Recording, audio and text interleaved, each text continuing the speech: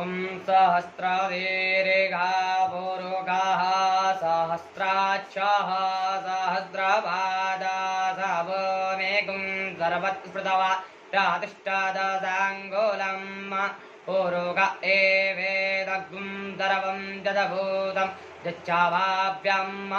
उदामृततपस्ये सा नो जातन्ने नातिरोहति एतावानश्यमहिमादो जायाश्च पुरुगः पादोश्च विषवा भूतानि त्रेव तस्यामृतं देवे त्रेवादोर्ध्व उदेतपुरुगः पादोषेहा भवत पुनः ततो विकवं जकरामत्साधनानजने अवेततो विराडजायत विराजो अधिपुरुगः सजातो अत्यारिच्यादः पश्चाद्भूमिमतो पुरः तस्मादज्ञा सर्वभूताः सम्भेदं मृगदाज्यम् अतोस्ताश्चकरे वायुव्यानारड ग्राम्याश्च ये तस्मादज्ञा सर्वभूतानि च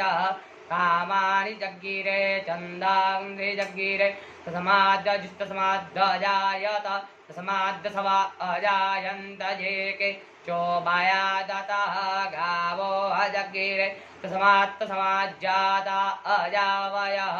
तं यज्ञं बर्हिके प्रोच्छन् पुरुकं जातमग्रतः तेन देवा यजन्त साध्यारिकयश्च ये जदपुरुकं व्यददुः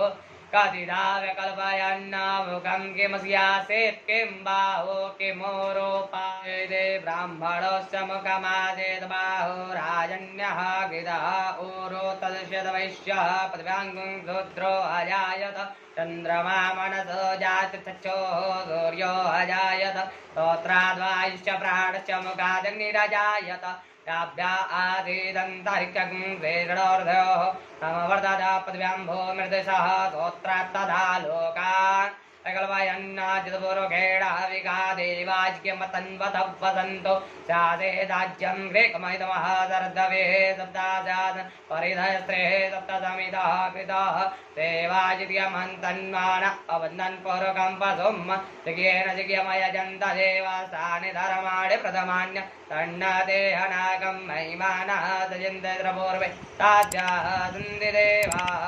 हरि ओम्।